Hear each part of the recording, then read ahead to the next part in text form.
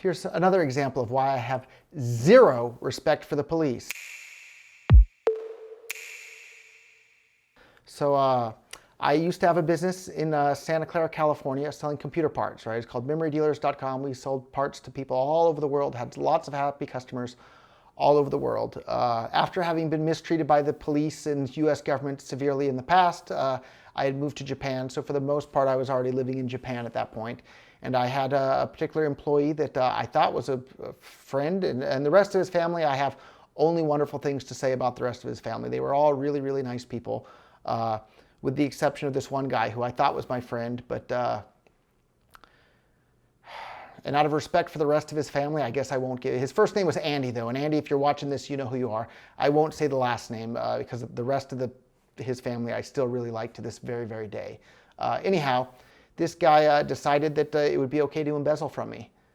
So he stole more than $130,000 from my company by basically making a fake vendor and issuing a fake purchase order to that vendor for fake parts.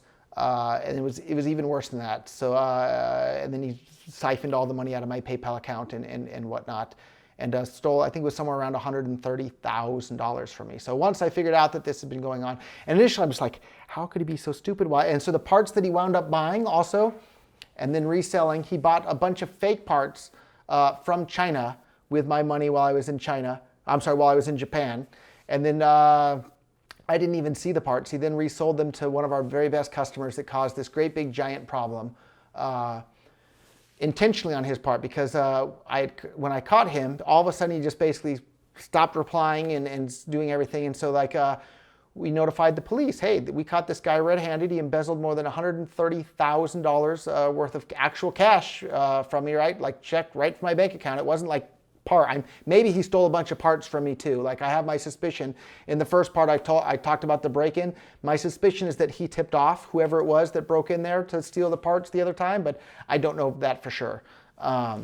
Anyhow, we contacted the police. We had all the evidence, like there was zero doubt whatsoever. And maybe the title of this video should be Why I Have Zero Respect for Prosecutors, in addition to having zero respect for the police. In this case, the police did a little bit of something here. So we gave all the information over to the police. I had to hire a former federal prosecutor and paid him a bunch of money, because if you don't do that, then the police won't do anything now. But basically, he compiled all the evidence and handed it on a silver platter to the police and said, hey, here's all the evidence. This guy, embezzled more than $100-something thousand from my company there in Santa Clara. And to the police's credit, which I don't know how necessary it is, but to their credit, they did a raid on his house, right? So they executed a search warrant on the guy's house, looking for additional evidence, even though they already had plenty of evidence about what he did. So when they raided his house, looking for evidence about the embezzlement, what did they find? They found apparently he had been ordering steroids online and was using steroids or something, and he had gone, in the time I knew him,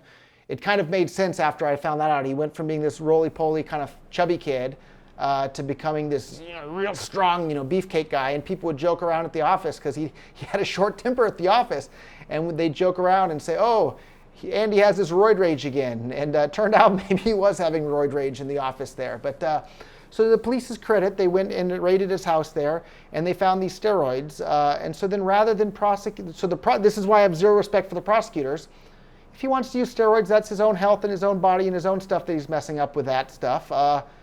I'd encourage him not to, but he shouldn't go to jail or be punished for any of that sort of thing. Like there's lots of people that do steroids all over the world, plenty of professional athletes, and plenty of people that aren't professional athletes as well doing that. But what did the prosecutor decide to prosecute him for? He didn't prosecute him one darn bit for the embezzlement of more than $100,000. They only prosecuted him for the steroid stuff. And who cares about this steroid stuff? That's a victimless crime. If there's any victim at all, it's only himself, and for damaging his own health with that. So that's why I have zero respect for the Santa Clara prosecutors, right? Santa Clara County prosecutors. They prosecute the guy for the victimless crime, and they leave him completely alone for stealing more than $100,000 from the business that's generating more than $1 million in taxes every single year there, and sales taxes and all sorts of other stuff for the county there. What the hell are the prosecutors thinking? I have zero respect for them, but if I were to stop paying their salary via taxes, you better believe it, they're going to prosecute me in a heartbeat for not paying their salary. So again, they're extorting money from me, and then they'll gladly use that money to attack me and harass my business and bother me and tell me what kind of locks I can have on the door and what sort of permits I have to apply for and what sort of stuff I have to do for this, that, and the other. But when an employee of mine embezzles more than $100,000 worth of money from me, they do nothing. They do absolutely nothing. So it's just absolutely disgusting to me how corrupt the entire system is. They force you to pay for them, and they do nothing. They have zero accountability to you. And if you stop paying for them, you say, you know what? I don't feel I'm getting my money's worth from the service that you're providing for me, whether I want it or not. I'm not going to pay you anymore.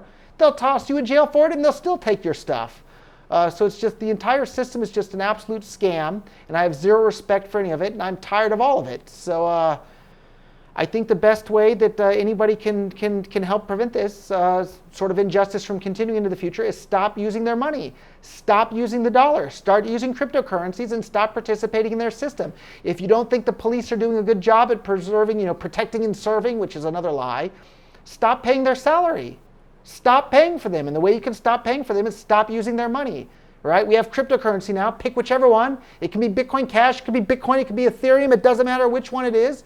But pick one of them and start using it. Start using it for all your shopping. Start using it anytime someone needs to pay you. If someone still pays you with the police money, convert that into cryptocurrency and start using that too.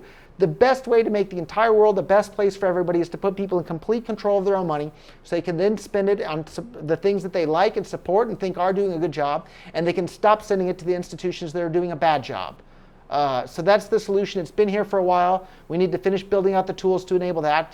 But if you're opposed to police brutality and police corruption and government basically not ever serving the people, it never has and it never will, stop funding them. Stop using their money. We have another option. It's called cryptocurrency. Use it today. That's the most exciting and the best tool that we have. And I'll tell you some more stories. See, my next story is going to be about the DMV and why I have zero respect for the DMV, and the DMV is a scam as well. So stay tuned for that video too. And I'm sure I have a couple more examples from my life that I'll be putting out here as well. So hope you find it interesting. Share the video with a friend so they can be informed about how we can stop using their money and start using cryptocurrencies. See you in the next video.